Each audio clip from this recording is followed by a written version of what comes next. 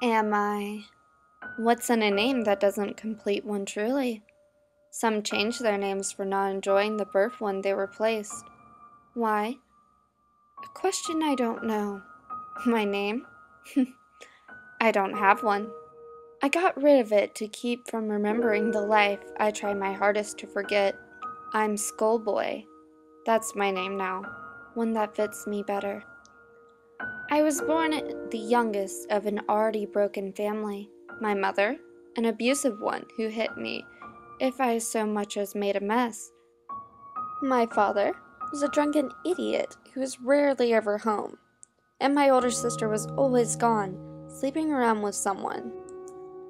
I'm the only good one out of them all. Or I was. Before I cracked, I broke free from the pleasant and calm shell that hid my true desires, who I truly was meant to be. Insanity is what some call it. Me? I call it fun. Feeling exhilarated by the deadly urges. What made me crack, you ask? It was my mother, the abuser, who chose her death day. It was a Friday. School was still in, and I sat at my desk chatting with some of my friends. I was one of those kids. I didn't have a specific group. I floated freely from one to another. I didn't have many enemies, the very few being those of popular teens who thought themselves better than I.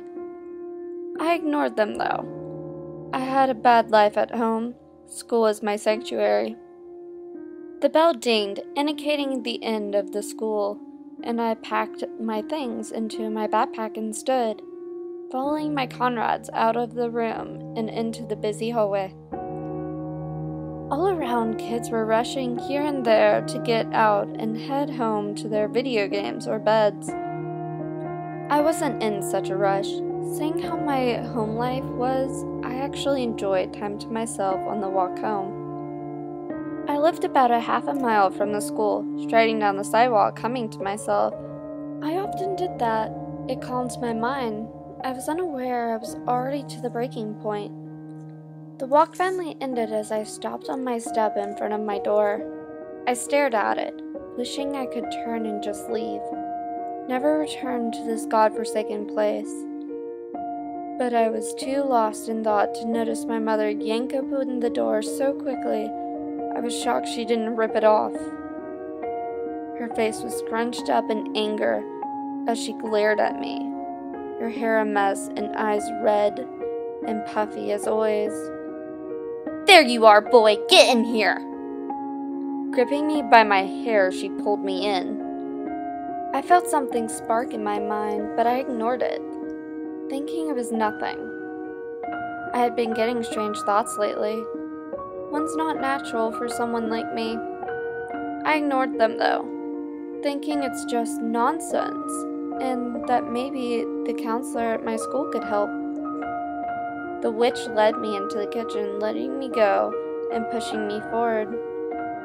I looked to see what was wrong and noticed our dog, a German shepherd with matted fur named Brutus, lapping up what looked like milk. My face drains of its color as I realized I had left my bowl of cereal I had this morning out while I headed off to school. "See what you do, you idiot!" I turned to look back at my mother just as her hand met my cheek, and I fell down to the ground. Slowly touched my skin. The place hit burning, and I winced at touching it. "Get rid of that dog before I do!" With that, she was gone, walking back into the living room. I glared at the doorway, then looked to Brutus. Despite his image, he was the kind dog who wouldn't hurt a fly. He whimpered and walked up to me, checking to see if I was alright. I smiled at him and patted his head. "Yeah, I'm alright, boy." Standing, I look at the mess and sigh. If only I had put it away. Just like before, I felt something spark in the back of my head, this time much larger, and I looked over the knife rack. I stared at them intensely, my legs moving without control, and before I knew it, I was in front of them. I stared at the shine they had, glinting from the sun coming in from the glass back door. Slowly, I reach up for one, the spark growing quickly, and just as it was ready to fill my mind, a scream came. "You still haven't taken care of the mess? What are you going to do with those knives? Answer me now, you piece of—" Just as she gripped my hair and went to slap me once more, my mind snapped, and the knife I held in my palm sliced into her abdomen. She gasped, not expecting the puncture of the deadly utensil. Her grip loosens until I was free, and I backed up.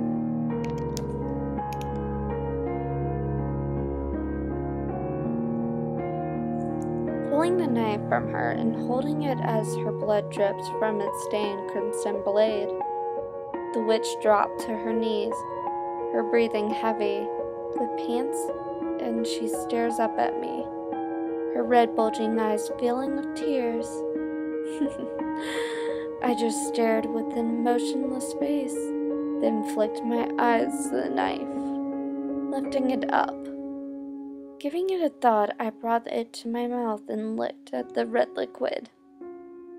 I could feel my whole mind change, a voice chanting me on, getting louder. Kill, kill, kill, kill, kill, is what it cheered, and without a second thought, I smiled maniacally and licked up the blade, the liquid sliding onto my tongue and into my mouth as I marveled at the nectar. You're a monster. I stopped and peered down at my mother. She stared with complete and utter fear up at me, face twisted in disgust at my actions I was committing moments ago. I smiled at her, lowering the blade to my side, and tilted my head like how a killer would to his victim. That's what I wanted to be, the killer of my mother. The last one she sees as her blood runs dry and her eyes slide to the back of her head while her skin turns stone cold. It excited me, and I now towered over her, my right eye twitching with excitement. Like mother, like son.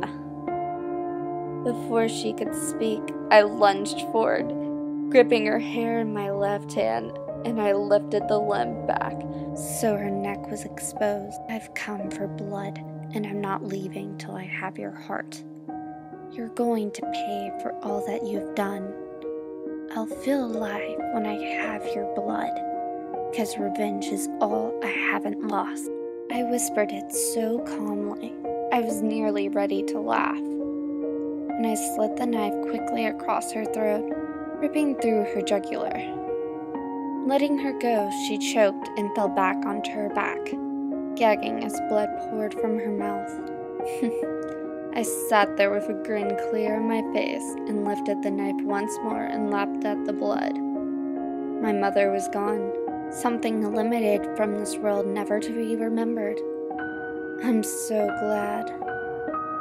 A whimper hit my ears and my eyes turned to Brutus, who was staring at me in distress, his tail hidden between his shaking legs. My sinister smile increased, and I faced him.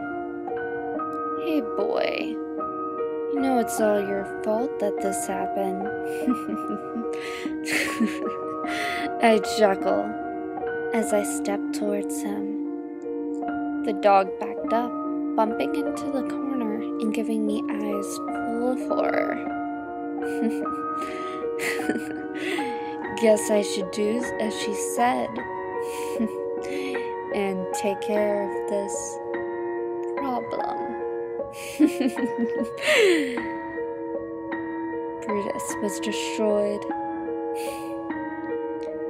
It was nighttime when I finally left the house. I wore a leather jacket, a black v-neck, black skinny jeans that were somewhat baggy on me, and black leather boots that overlapped my pants and went up to my shins. The knife rested in my sleeve as I strode down the sidewalk, Rain poured down on me while heading somewhere I knew very well. Stepping into a tattoo parlor, I walked up to the counter. The man looked at me, his brow cocked at my young appearance. Kid, are you lost? I chuckled and pulled out 2 piles of cash, my father's drinking money. His eyes widened slightly at the money, then looked back to me. I'm exactly where I want to be. I want a specific tattoo, so this should cover it. Dropping the money onto the counter, I pass him and head into the back. Hours passed, and I awaited the man to finish. You're all done, kid. He stopped standing and moving so I could see the mirror. I get to my feet and walk over, peering in at my reflection. Even though my brown bangs fell covering some of it, I was amused with the finished work and grinning like a maniac. The left side of my face was now covered in permanent ink, half of a skull face. How's it look, kid? You sure that's what you wanted? Sliding my knife out, I mumbled, "Oh yeah, it's exactly what I wanted." The man, seeing the knife, went to say something, but his eye was already plucked from his head. Screaming, I slit his throat like my mother's. As his body grew cold and his eyes became lifeless, I licked the blood off the knife. The crimson liquid rolled down my throat. Turning, I finished my drink and left, entering into the cold of night. My name forgotten and replaced, as now I was known as Skullboy, ready to have some fun.